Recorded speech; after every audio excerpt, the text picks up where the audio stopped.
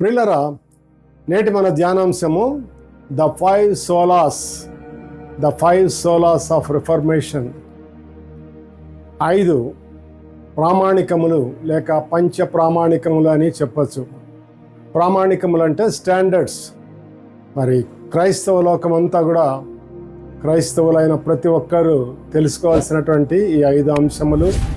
మరి అదేవిధంగా సంఘములు, మరి churches, all types of churches, fellowships అందరూ కూడా ఈ 5 అంశాలను 5 సోలాస్ అని అంటారు. ఈ 5 సోలాస్ ఆఫ్ రిఫర్మేషన్ అనే మాట మనం వాడుతున్నాం. రిఫర్మేషన్ అంటే సంస్కరణ ఉద్యమము. క్రీస్తు శకము 16వ శతాబ్దమున ఐరోపా ఖండములో జరిగినటువంటి ఒక మహోజ్వల సంఘటన సంస్కరణోద్యమము.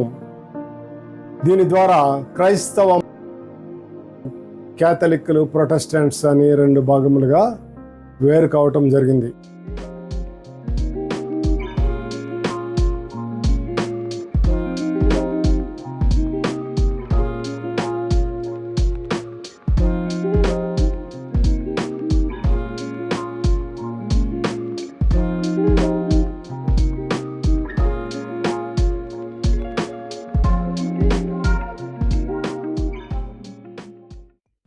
Hey everyone, before we go further, do not forget to click on the subscribe button and on the bell icon so that you will not miss our videos. And if you like this video, click on like and share with somebody. క్రీస్తునందు ప్రియమైన వాళ్ళారా, మన ప్రభువైన యేసుక్రీస్తు నామమున మీకు అందరికీ సాయంకాల శుభములు, వందనములు తెలియజేస్తున్నాను. Passion light house Manipal Sunday evening online Telugu సర్వీస్కు క్రీస్తు ప్రేమతో మిమ్మల్ని అందరూ కూడా ఆహ్వానిస్తున్నాం. ప్రియులరా, నేటి మన ధ్యానాంశము the five solas of reformation. 5 ప్రామాణికములు లేక పంచ ప్రామాణికములు అని చెప్పచ్చు. ప్రామాణికములు అంటే స్టాండర్డ్స్. మరి క్రైస్తవ లోకమంతా కూడా, క్రైస్తవులైన ప్రతి ఒక్కరూ తెలుసుకోవాల్సినటువంటి ఈ 5 అంశములు. మరి అదేవిధంగా సంఘములు, మరి churches, all types of churches, fellowships అందరూ కూడా ఈ 5 అంశాలను 5 సోలాస్ అని అంటారు. ఈ 5 సోలాస్ ఆఫ్ రిఫర్మేషన్ అనే మాట మనం వాడుతున్నాం. రిఫర్మేషన్ అంటే సంస్కరణ ఉద్యమము. క్రీస్తు శకము 16వ శతాబ్దమున ఐరోపా ఖండములో జరిగినటువంటి ఒక మహోజ్వల సంఘటన సంస్కరణోద్యమము. దీని ద్వారా ప్రపంచ క్రైస్తవము, క్యాథలిక్లు, ప్రొటెస్టెంట్స్ అని 2 భాగములుగా వేరు కావటం జరిగింది. ఈ సందర్భంలోనే మరి ప్రొటెస్టెంట్ స్థాపకులు, మత సంస్కరణోద్యమ మూల పురుషుడైనటువంటి మార్టిన్ లూథర్, మరి అదేవిధంగా మరి వివిధ దేశాలకు చెందిన వాళ్ళు, అంటే ఇంగ్లాండ్, అమెరికా దేశాలకు చెందినటువంటి వారు, వీరందరూ కూడా మరి ఫ్రాన్స్, ఇంగ్లాండ్, రష్యా ఈ దేశాలకు చెందినటువంటి మత సంస్కరణోద్యమ నాయకులు, జాన్ కాల్విన్, ఇటువంటి వారందరూ కూడా కలిసి మరి మార్టిన్ లూథర్ నాయకత్వంలో ఈ 5 సోలాస్ అనేటువంటి వాటిని రూపొందించడం జరిగింది. 5 సోలాస్ అనే మాటకు ఓన్లీ, ఎలోన్ అని అర్థము. ఓన్లీ లేక ఎలోన్ అని అర్థము. అంటే మాత్రమే, అది ఒక్కటే అని అర్థము. ఉదాహరణకు ఈ 5 సోలాస్ను ఒకసారి, ఇవన్నీ కూడా ఇటలీ భాషలో రాయబడినవి. తర్వాత ఆంగ్లంలోనికి, ఇతర భాషల్లోనికి, తెలుగులో కూడా మనము అనువదించి చెప్పగలము. మరి ఇక్కడ సోలా గ్రేషియా అనేది ఫస్ట్ సోలా. 5 సోలాస్లో ఫస్ట్ వన్ సోలా గ్రేషియా అంటే గ్రేస్ ఎలోన్ అంటే కృప మాత్రమే, కృప ద్వారానే అని అర్థము. కృప ద్వారానే. అదేవిధంగా రెండవది సోలా ఫెయిత్ ఎలోన్, విశ్వాసము ద్వారా మాత్రమే. మూడవది సోలా క్రైస్ట్ ఎలోన్. సోలా క్రైస్టస్ అంటే క్రైస్ట్ ఎలోన్, క్రీస్తు మాత్రమే, క్రీస్తు ద్వారా మాత్రమే అని అర్థము. ఇంకా నాలుగవది సోలా డియో గ్లోరియా, దేవునికి మాత్రమే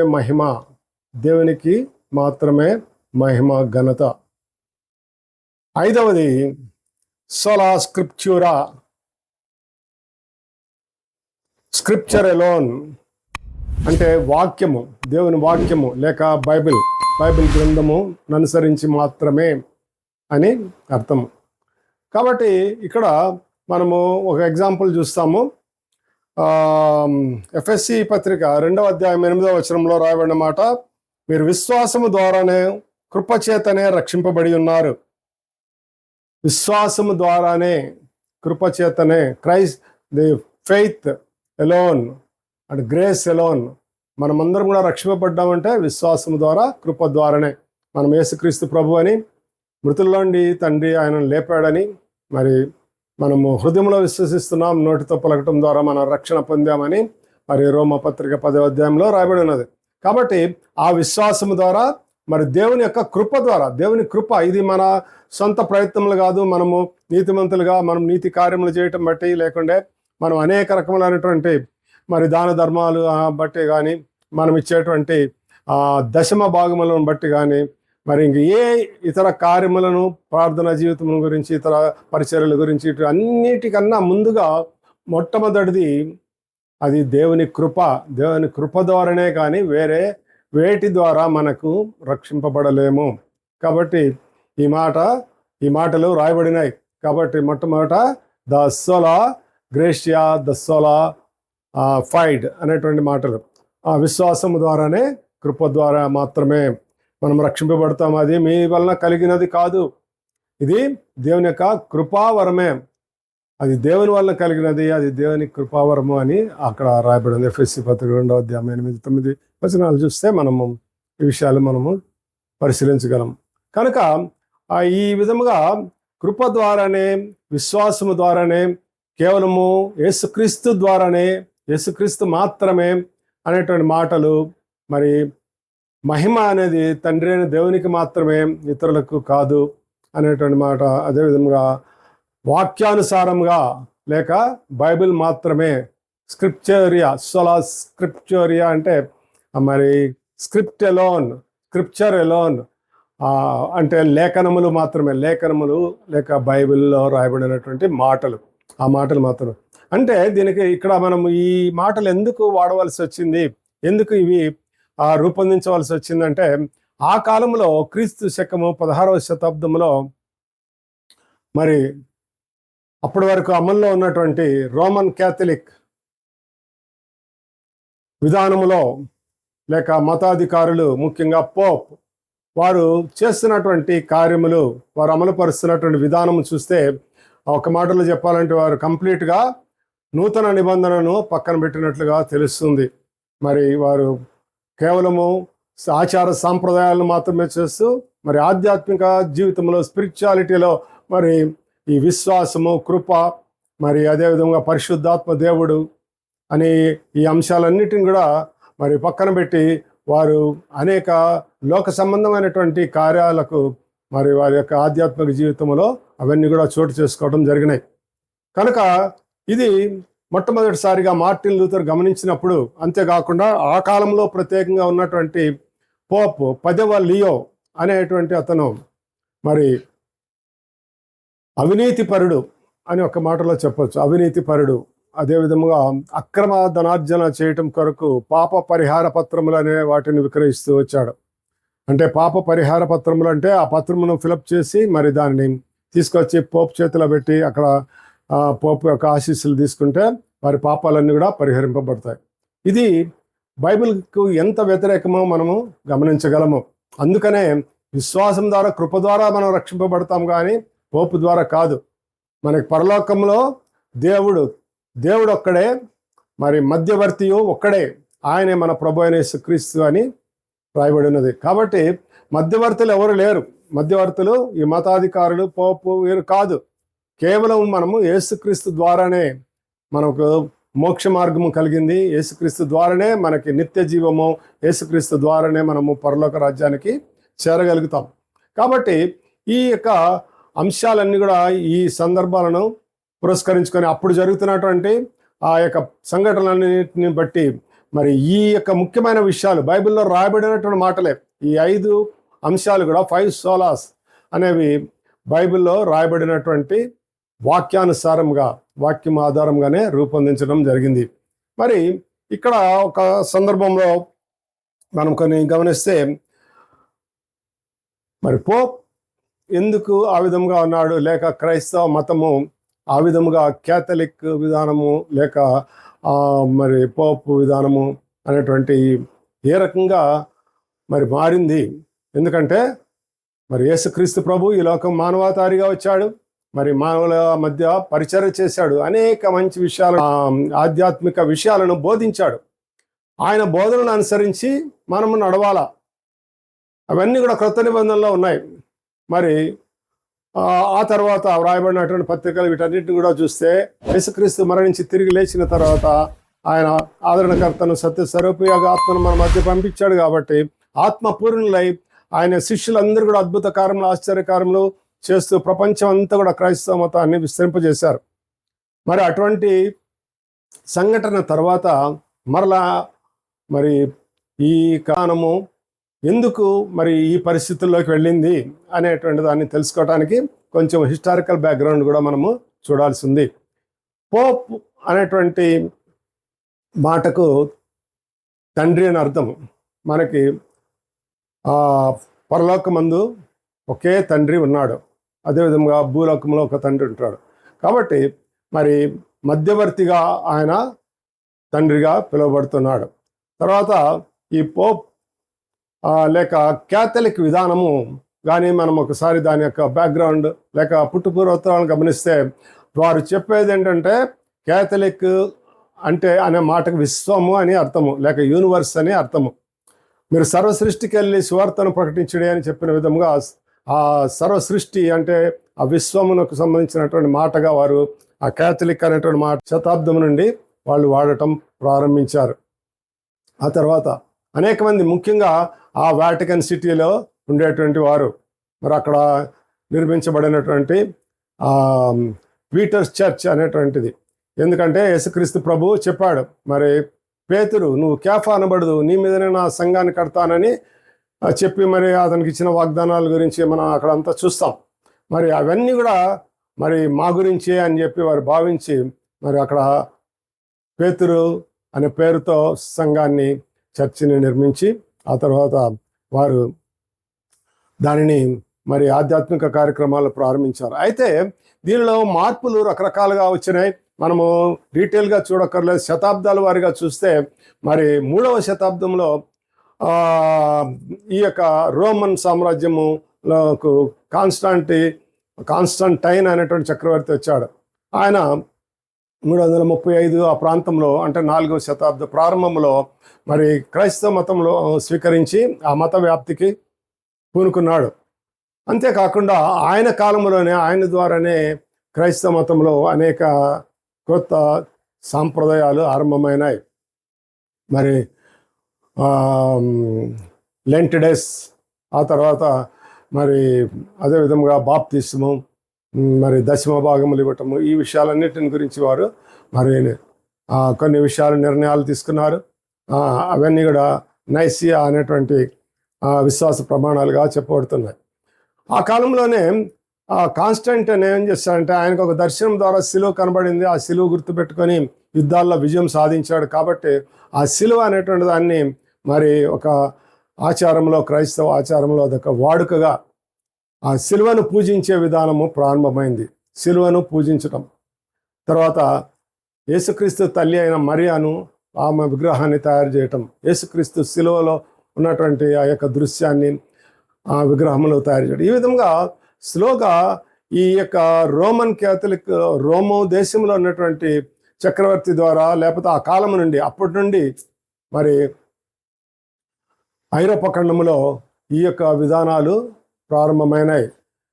కనుక ఈ విధంగా ఇది విగ్రహారాధన వైపుగా దారి తీయటానికి కారణం ఏంటంటే రోమ్ సంస్కృతి. ఆ రోమ్ సంస్కృతి ప్రభావము క్రైస్తవ మతం మీద పడింది. పాలస్తీనాలో ఉన్నంత వరకు యేసుక్రీస్తు చెప్పిన మాటలనే వారు అనుసరించారు. ఆ మొదటి శతాబ్దంలోనే మరి మన శిష్యులైన వారు చేసినటువంటి పరిచర్య అదంతా కూడా మనకి తెలుసు. తర్వాత వారందరూ కూడా హతసాక్షులు అవటము ఇవన్నీ కూడా జరిగినాయి. మరి చివరగా పేతురు హతసాక్షి అయిన తర్వాత ఆయన పేరుతోనే అక్కడ పీటర్ చర్చ్ అని కట్టి దాని యొక్క నిర్మాణ విషయంలో, దాని డెవలప్మెంట్ విషయంలో మరి ఈ పాప పరిహార పత్రాలు ద్వారా వచ్చినటువంటి ఆదాయాన్ని వినియోగిస్తామని చెప్పి 10వ లియో మరి ప్రకటించడం జరిగింది. ఇక్కడ ఇంకా కొంత డెవలప్మెంట్స్ చూస్తే మనకి క్రీస్తు శకము 10వ శతాబ్దం వచ్చేసరికి ఐరోపా ఖండం అంతా కూడా క్రిస్టెండమ్గా మారింది. అంటే క్రైస్తవ రాజ్యంగా మారింది. క్రిస్టెండమ్ అని పిలిచేవాళ్ళు. ఐరోపా దేశంలో అనేక రాజ్యాలు ఉన్నాయి. అంటే Britain, France, Germany, Austria, Hungary, మరి ఇంకా స్పెయిన్, పోర్చుగల్, ఈ దేశాలన్నీ కూడా మరి ఆ దేశాలన్నిటిలో మరి క్రైస్తవ మతం విస్తరించింది. క్రిస్టెండమ్ గా చెప్పబడింది. అదేవిధంగా ప్రపంచంలో ఇతర దేశాలు, మన దేశానికి కూడా మరి శిష్యుల్లో కూడా ఆయన థామస్ వచ్చాడని కూడా మనం గమనించాం. కాబట్టి విస్తరిస్తున్నటువంటి సందర్భంలో 7వ శతాబ్దంలో ఇస్లాం మతము విజృంభించింది. ఇస్లాం మతము 7వ శతాబ్దంలో మరి మహమ్మద్ ప్రవక్త ఆయన యొక్క బోధన ద్వారా ఆయన చెప్పినటువంటి విషయాలలో ఒక ముఖ్యమైనటువంటిది ఏంటంటే సామ్రాజ్య వ్యాప్తి ద్వారానే మత వ్యాప్తి జరుగుతుంది. మరి ఇస్లాం మతము ప్రపంచమంతా విస్తరించాలా, అందుకోసము మనము సామ్రాజ్య వ్యాప్తి చేయాలి. సామ్రాజ్య వ్యాప్తి చేయాలంటే ఏం చేయాలా? యుద్ధాలు చేయాలి. కాబట్టి ఆ విధంగా మహమ్మదీయులు యుద్ధములు చేసి వివిధ దేశాలపై ఆయన యుద్ధాలకు బయలుదేరి వెళ్ళారు. మరి అరబ్బులు, తుర్ష్కులు బైజాంటిన్ తుర్ష్కులని చాలా క్రూరమైనటువంటి విధానాలు, యుద్ధ పద్ధతుల్లో పాటించేవారు. వారి భారతదేశం పైన కూడా తుర్ష్కుల దండయాత్రలు, అరబ్బుల దండయాత్రలు జరిగినాయి. అదేవిధంగా ప్రపంచ దేశాలకు విస్తరించారు. వీరు చివరగా ఐరోపా ఖండంలో ఉన్నటువంటి క్రైస్తవుల పైన యుద్ధం ప్రారంభించారు. ఎందుకంటే యెరూషలేం అనేటువంటిది మాకు కూడా పుణ్యక్షేత్రము, అది మాకు చెందాల, మీ ఆధీనంలో ఉండటానికి వీల్లేదు అని. ఎందుకంటే వీరికి క్రైస్తవులకు, మహమ్మదీయులకు తండ్రిగా అబ్రహామును భావిస్తారు కనుక ఆ విధంగా యెరూషలేం కూడా మాకు చెందాల్సింది అని చెప్పి ఆ యెరూషలేం కొరకు యుద్ధాలు చేశారు. సుమారు 300 సంవత్సరములు జరిగిన యుద్ధంలో 11, 12, 13 సంవత్సరాల్లో, శతాబ్దాలలో 11, 12, 13 శతాబ్దాలలో మరి క్రైస్తవులకు, మహమ్మదీయులకు మధ్య జరిగినటువంటి యుద్ధాలనే పవిత్ర యుద్ధములు లేక క్రూసేడులని అంటారు. ఈ క్రూసేడుల ద్వారా చివరగా మరి ఐరోపా ఖండం అంతా కూడా చిన్న చిన్న రాజ్యాలుగా మారిపోయింది. ఫ్యూడల్ కింగ్డమ్స్గా మారిపోయినాయి. బాగా దెబ్బతినింది ఐరోపా సంస్కృతి. ఒకప్పుడు మరి రోమన్ చక్రవర్తులు, మరి జూలియస్ సీజర్, అగస్టస్ వంటి వారు పరిపాలించిన సామ్రాజ్యము, అదేవిధంగా గ్రీసు దేశంలో అలెగ్జాండర్ వంటి గొప్ప రాజులు, ప్రపంచ విజేతలు పరిపాలించినటువంటి ఆ యొక్క సామ్రాజ్యాలన్నీ కూడా అటువంటి గొప్ప రాజు ఎవరు లేకపోవటం బట్టి మహమ్మదీయుల యుద్ధంలో విజయం సాధించగలిగారు. ఒక 5 క్రూసేడులు జరిగినాయి. చివరి క్రూసేడులో మహమ్మదీయులు ఈ యొక్క జెరూసలేంను ఆక్రమించుకున్నారు. ఆ తర్వాత కాన్స్టాంటైన్ అనేటువంటి పట్టణాన్ని ఆక్రమించుకోవడంతో మరి ఆ యుద్ధాలు మరి ఆగిపోవటం జరిగింది. కాన్స్టాంటైన్ అనేది మరి ఐరోపా ఖండానికి చెందినటువంటిది. మరి ఇటలీలో చివరి భాగం రోమ్ నుండి రోమన్ సామ్రాజ్యానికి చెందినటువంటి భూభాగం. ఈ విధంగా క్రూసేడులలో జరిగినటువంటి విధానం ఏంటంటే చిన్న చిన్న రాజ్యాలు, ఫ్యూడల్ లార్డ్స్ ఉన్నారని చెప్పుకున్నాం. వారందరికీ కూడా పోప్ నాయకత్వంలో వారందరూ కూడా యుద్ధాలు చేశారు. పోప్కు సర్వాధికారములు ఇచ్చారు. పోప్కు సర్వాధికారములు ఇచ్చి ఎందుకంటే పోప్ అనే దైవ ప్రతినిధిగా వారు భావించేవాళ్ళు. కేథలిక్ విధానంలో దైవ ప్రతినిధి, దేవుని ప్రతినిధి అని వారు భావించేవారు. కనుక ఆయన చెప్పినట్టు వినాలని చెప్పి మరి వారు ఈ యుద్ధాలలో పోప్ నాయకత్వంలో యుద్ధాలు చేయడం జరిగింది. కాబట్టి పోప్కు సర్వాధికారములు రావటం జరిగింది. ఆ విధంగా ఐరోపా ఖండం అంతటిపైన పోప్కు అన్ని అధికారాలు వచ్చినాయి. మరి వారు ఉన్నటువంటి వాటికన్ సిటీ అనేటువంటిది ఒక సపరేట్ కంట్రీ, ఒక సిటీ కాదు, smallest country in the world. దానికి మరి పోపు అధిపతి, ఆ పోపు నాయకత్వంలో అంటే వారికి సంబంధించినటువంటి అంత అడ్మినిస్ట్రేటివ్ సిస్టమ్ ఉంది. మరి పోప్ తర్వాత బిషప్పుల తర్వాత ప్రీస్ట్, ఆ తర్వాత క్లర్జీమెన్, ఇవంతా కూడా అంచెలంచెలుగా మరి గ్రామ స్థాయి నుండి మరి district level, state level, country లెవెల్లో మరి పూర్తిగా అందరిపైన పోపు ఉన్నతాధికారిగా ఉన్నాడు. ఆ విధంగా పోపు సర్వాధికారాలు కలిగి ఉండి మరి ఐరోపా ఖండంలో ఏ దేశంలో అయినా కానీ మరి రాజులను వారిని అభిషేకించడానికి, వారిని నియమించడానికి ఆయనే ప్రధాన కారకుడిగా ఉంటుండేవాడు, ఆయన సంప్రదించేసేవారు. అటువంటి పరిస్థితులలో ఈ 16వ శతాబ్దంలో మార్టిన్ లూథర్ అనేటువంటి వ్యక్తి జన్మించటం, మరి మార్టిన్ లూథర్ మరి ఒక సామాన్యమైనటువంటి రైతు కుటుంబంలో జన్మించాడు. తల్లిదండ్రులు మరి ఎంతో కష్టపడి తనని చదివించారు. మొదటగా వారు ఒక లాయర్గా చేయాలని మరి లా కాలేజీలో చేర్పించారు. లా కాలేజీలో చదువుతున్న రోజుల్లో ఆయనకు ఒక మార్టిన్ లూథర్కు ఒక ప్రమాదం జరిగింది.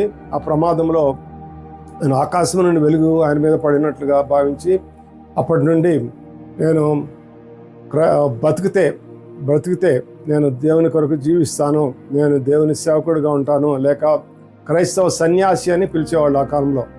ఆ విధంగా క్రైస్తవ సన్యాసిగా నేను ఉంటానని చెప్పి భావించేవాళ్ళు. ఆ కాలంలో నన్స్ని మరి ఫాదర్స్ని క్రైస్తవ సన్యాసి అని తెలుగులో చెప్పచ్చు.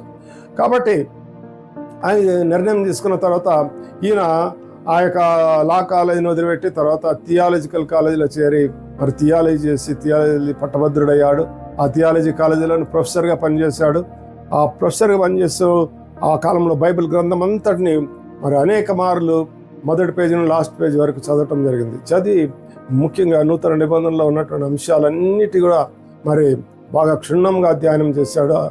ఆయన పరిశుద్ధాత్మతో నింపబడి ఆయన తన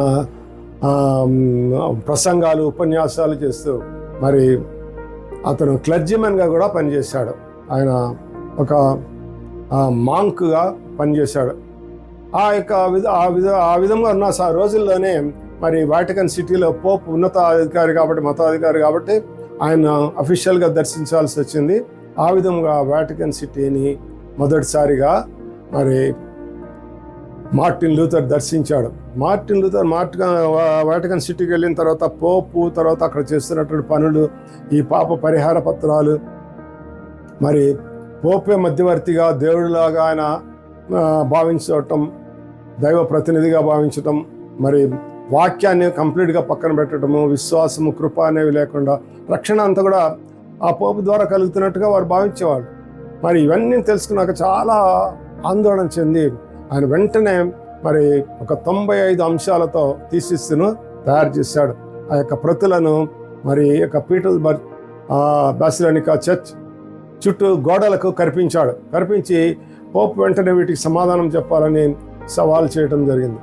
ఆ విధంగా పోపు మరి మార్టిన్ లూథర్ చేసినటువంటి పనికి ఆ తిరుగుబాటును ఆయన తీవ్రంగా పరిగణించి వెంటనే ఆయన చంపేయండి అని చెప్పడం జరిగింది.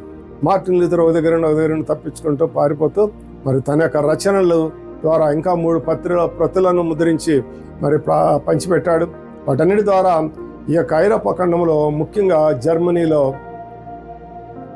ప్రజలందరికీ మరి పోప్ చేస్తున్నటువంటి ఎంత తప్పు, మరి వాక్యానుసారంగా ఉన్నాడా, మరి ఆత్మీయంగా కరెక్ట్గా ఉంటున్నాడా లేదా అని చెప్పి ఆ యొక్క అనేక అంశాలను ఆయన ప్రస్తావించడం జరిగింది. ఆ విధంగా మరి పోప్ యొక్క కార్యాలను ఆయన ఆక్షేపించడం జరిగింది, ప్రొటెస్ట్ చేయటం జరిగింది. తద్వారా ప్రొటెస్టాంట్ అనేటువంటి మాట మరి వాడుకలోనికి రావటం జరిగింది. ఆయన ద్వారా జరిగినటువంటి ఉద్యమమే ప్రొటెస్టాంట్ ఉద్యమము. మరి ఇక్కడ ఈ అంశాలన్నీ కూడా ఎందుకు మనము ఇంట్రడక్షన్ లాగా ఇవన్నీ కూడా తెలుసుకున్నామంటే మరి ఈ 5 సోలాస్ వాటి యొక్క ప్రాధాన్యత మనము మన యొక్క ఆధ్యాత్మిక జీవితంలో వీటిని అనుసరించాల్సినటువంటి విషయాలను గురించి మనము మరొక ఆదివారము లేక నెక్స్ట్ వీక్ మనము మరిన్ని విషయాలు తెలుసుకుందాం. ఎందుకంటే ఈ 5 సోలాస్ సంబంధించినటువంటి స్క్రిప్చురల్ లేక లేఖనాల విభాగాలను ఆ రెఫరెన్సెస్ను మనం చదివి తద్వారా ఇవి ఏ విధంగా మనందరికీ అవసరమో, ఇది ఏ విధంగా క్రైస్తవ లోకానికి మరి ఎంత ప్రాముఖ్యత ఉంది అనేది మనకి వాటి ద్వారా మనము తెలుసుకొని తద్వారా దేవుని నామాన్ని మహిమపరచుదాం. దేవుడి వాక్యమును మనం వెనుకడు ఆశీర్వదించిన గాక. ప్రార్థన చేసుకుందాం. మహాపరిశుద్ధుడైన మా పరలోకపు తండ్రి, మరి ఈ యొక్క ప్రొటెస్టాంట్ ఉద్యమంలో లేక